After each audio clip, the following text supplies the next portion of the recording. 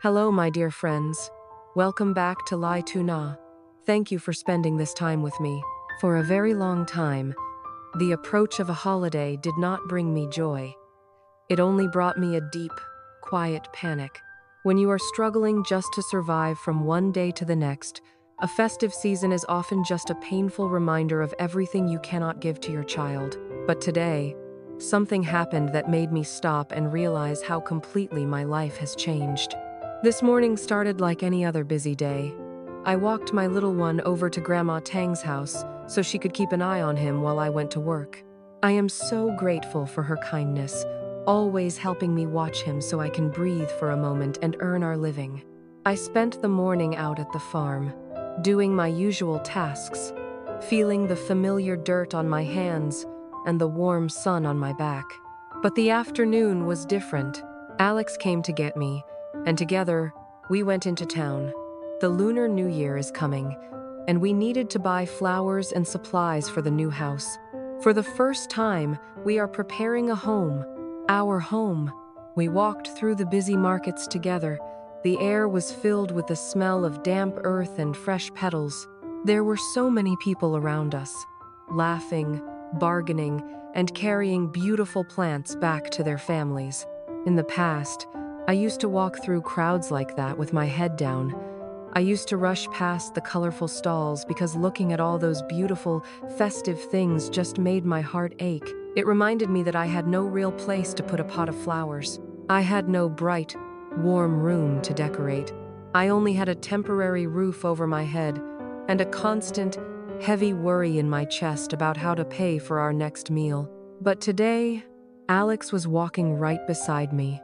He was carrying the heaviest flower pots, his hands full, but he kept looking back to make sure I was following close behind.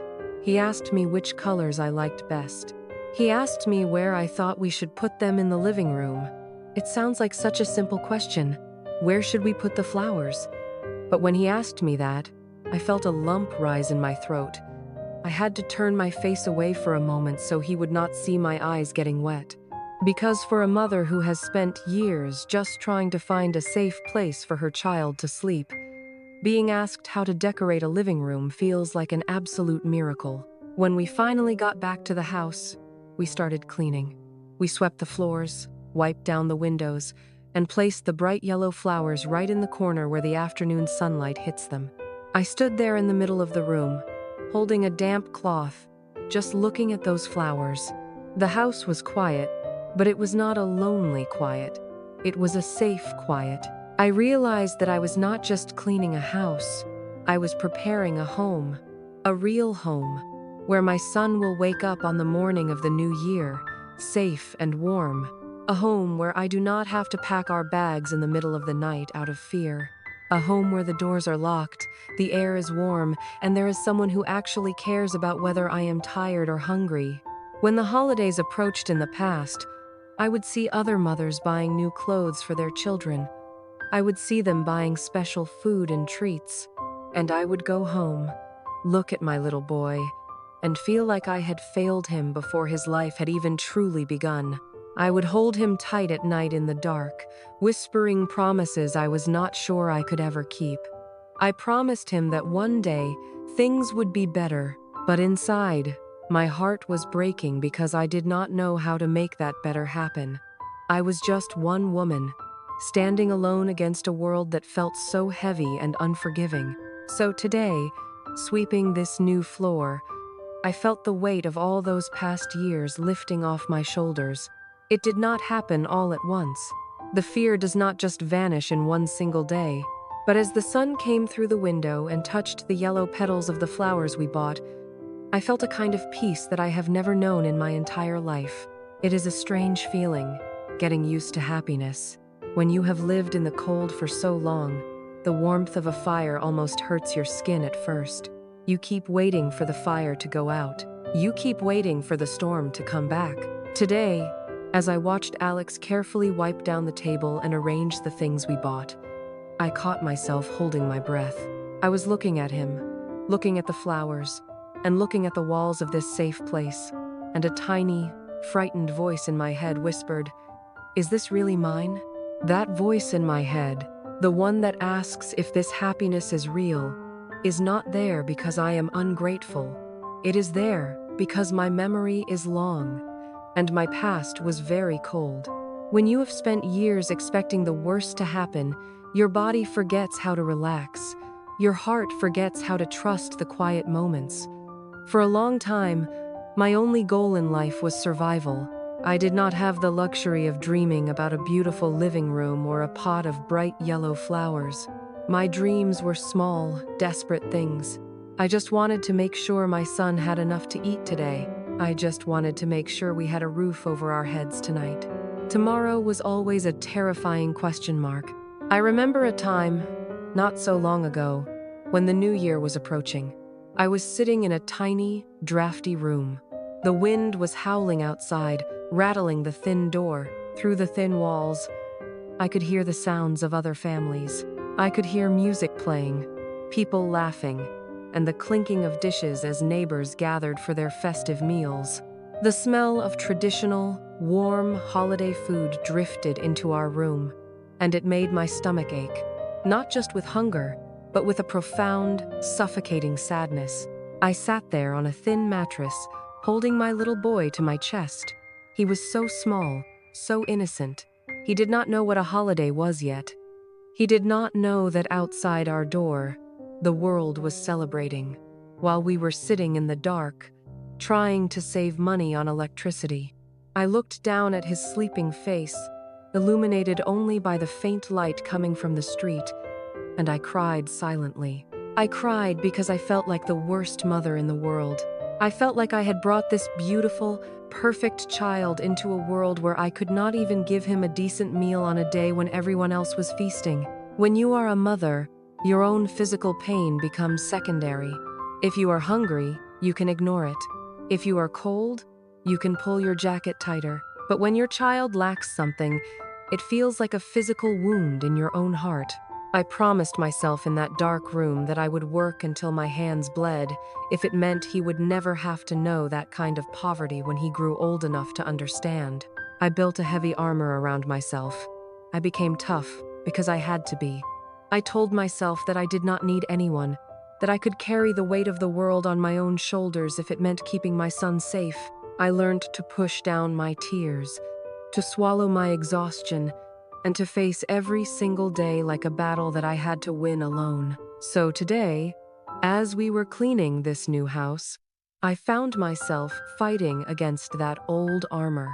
Alex was moving around the living room, carrying heavy boxes and arranging the furniture. He was sweating, but he had a quiet, contented smile on his face. At one point, he picked up a heavy bucket of water to mop the floor. Automatically, my body moved. I rushed over and reached for the handle. I told him, "Let me do it. I can carry that." It was a reflex. For so long, if there was a heavy burden to lift, I was the only one there to lift it. If there was a hard job to do, I had to do it. I am not used to standing back and letting someone else do the heavy lifting for me. But Alex did not let go of the bucket. He stopped, looked at me with those kind, patient eyes, and gently moved my hands away. He told me to go sit down. He told me that I had already worked hard enough at the farm today, and that he wanted to do this for us. For us. Those two words echoed in my mind. For us. I stepped back and stood by the window, watching him mop the floor. My hands were empty. For the first time in as long as I can remember, there was a heavy task being done in my home, and I was not the one doing it. A sudden wave of emotion hit me so hard I had to lean against the wall. It was not just gratitude. It was a terrifying, beautiful relief. The realization that I do not have to fight alone anymore.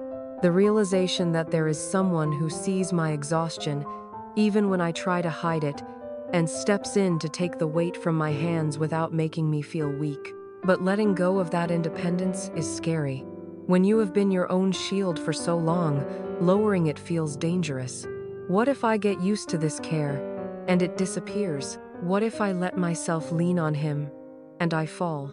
These thoughts swirled in my head as I watched the afternoon light fill our clean, beautiful living room. I was standing in the middle of everything I had ever prayed for, yet my heart was trembling like a frightened child. I stood there, leaning against the wall, watching him work, and I realized how deeply the past had scarred me. When you survive hard times for so long, your mind plays tricks on you. You expect happiness to be a very short season. You think peace is just a temporary loan that you will have to pay back with interest in the form of tears. I have lived my life constantly waiting for the storm. Even when the sky was clear, I was always looking over my shoulder for dark clouds. I did not know how to simply exist in the sunlight. I was always planning for the next disaster. But Alex does not rush me to change. He does not force me to drop my armor all at once or tell me to stop worrying. He just quietly proves, day after day, that he is not going anywhere. As I watched him carefully wipe down the wooden table we just bought, I noticed the way his hands moved. They were gentle but steady. These are hands that work hard to build things, to fix things, to protect things. They are not hands that cause pain or walk away when life gets difficult. Just a little while later, my little boy came running into the room. He had just come back from Grandma Tang's house. In the past, when we lived in tiny, cold, rented rooms, my son used to sit quietly in the corner. Children are so smart, and their hearts are so sensitive. They feel their mother's fear. He knew I was stressed. He knew I was tired, so he always tried to be small and invisible. It used to break my heart into a million pieces, knowing that my sweet, innocent boy felt he had to hide his own energy just to keep me from breaking down. But today was so different. Today, he ran straight into the middle of the living room. He did not walk on tiptoes. He pointed at the bright yellow flowers we bought and let out a loud, joyful laugh. He ran straight over to Alex, and Alex, without missing a beat, dropped the cleaning cloth he was holding and scooped my son up into his strong arms. He spun him around, and the sound of their combined laughter filled every corner of the house. It bounced off the clean walls and echoed deep inside my chest. I watched the two of them playing, the man who chose to step in and protect us, and the little boy who is my entire world. My vision blurred with tears again, but this time, they were not tears of panic or hidden grief. They were tears of an overwhelming, beautiful disbelief. I realized in that exact moment that my son was not just getting a new house to live in, he was getting a childhood. He was getting a home where he does not have to be quiet and invisible anymore. He is allowed to take up space. He is allowed to be a happy, loud, careless little boy, because the adults in the house are finally strong enough to hold the sky up for him.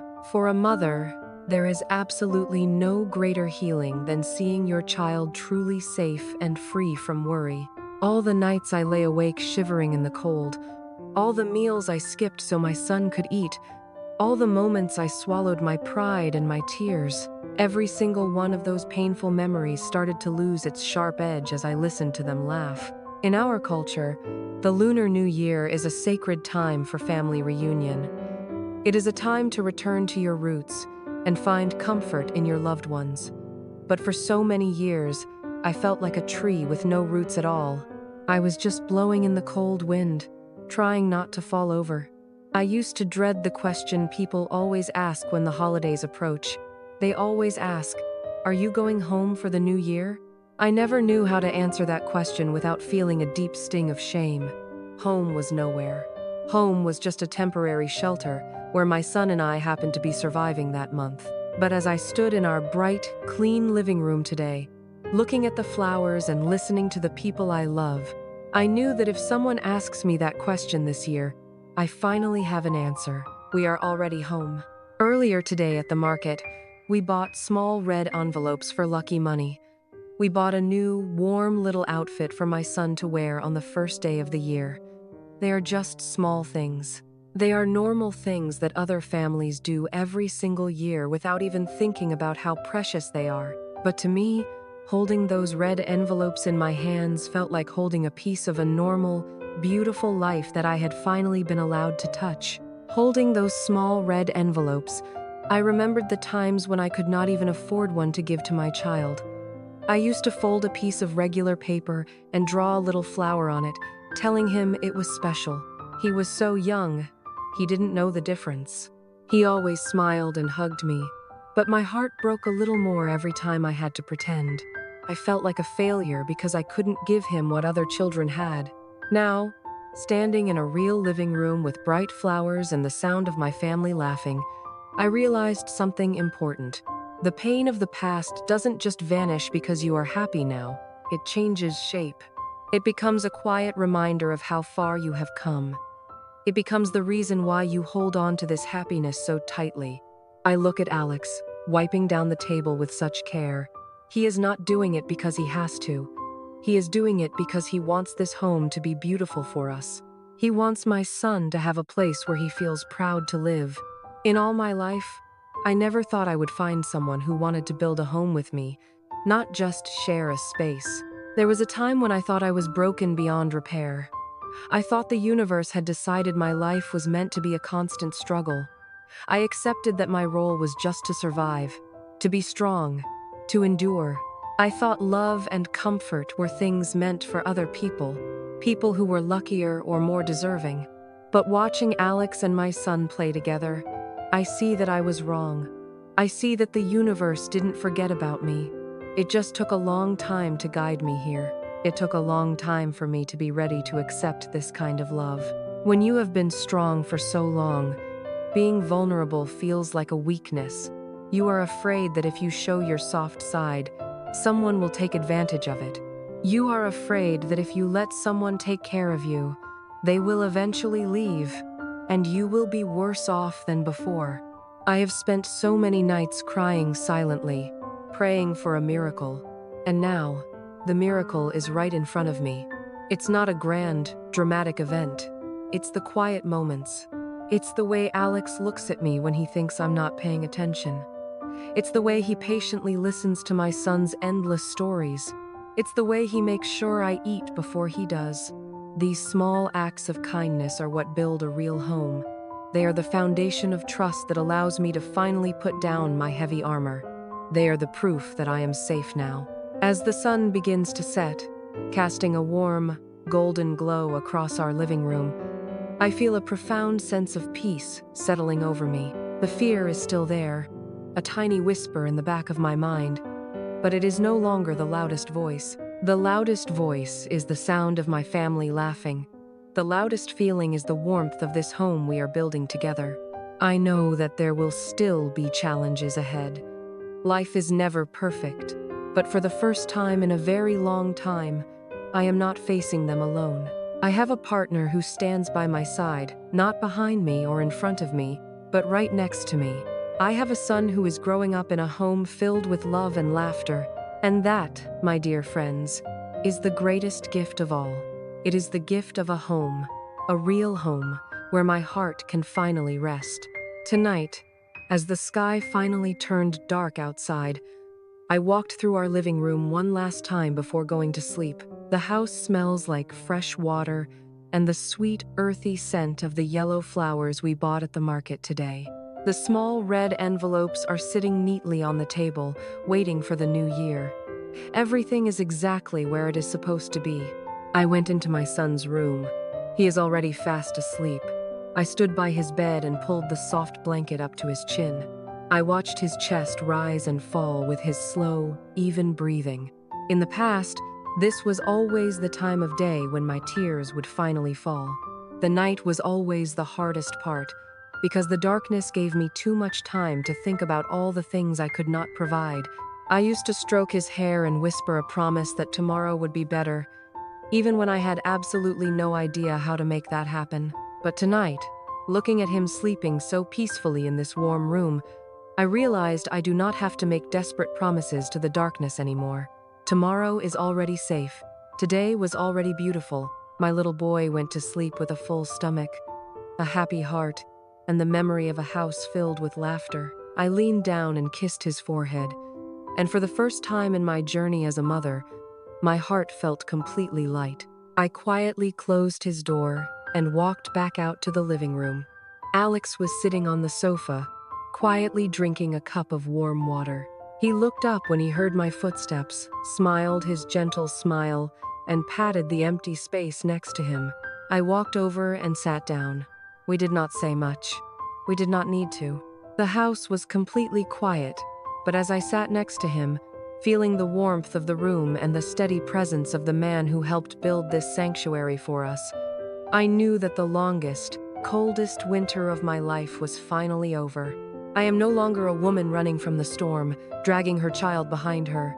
I am a woman who has finally found a place to rest. I know that there are so many of you watching this who might still be standing in the middle of your own storm. I know what it feels like to be the mother who is skipping meals, hiding her tears, and pretending to be strong when she feels like she is breaking into pieces. I know what it is like to look at a holiday approaching and feel nothing but pure panic. I know how heavy the world can be when you have to carry it all by yourself. If you are in that dark place right now, please listen to me. Your strength is beautiful, but your exhaustion is real, and it is okay to feel tired. Please do not give up hope. I used to think that the universe had completely forgotten about me. I thought my destiny was simply to endure pain forever. But life has a way of bringing light into the darkest rooms when you least expect it. Keep walking, keep loving your children, and keep believing that you are worthy of a safe place to land. You deserve a home, you deserve peace, and you deserve to be taken care of, too. Thank you for being here with me today. Thank you for watching me clean this house, arrange these flowers, and slowly learn how to accept happiness. If my story tonight touched your heart, or if you have ever felt this kind of exhaustion and hope, please share your thoughts with me in the comments. I read your words, and they make me feel so deeply connected to all of you. If you want to keep walking this beautiful, healing journey with me, please like this video and stay by my side. I wish you all a warm, safe, and beautiful home. Good night, my dear friends.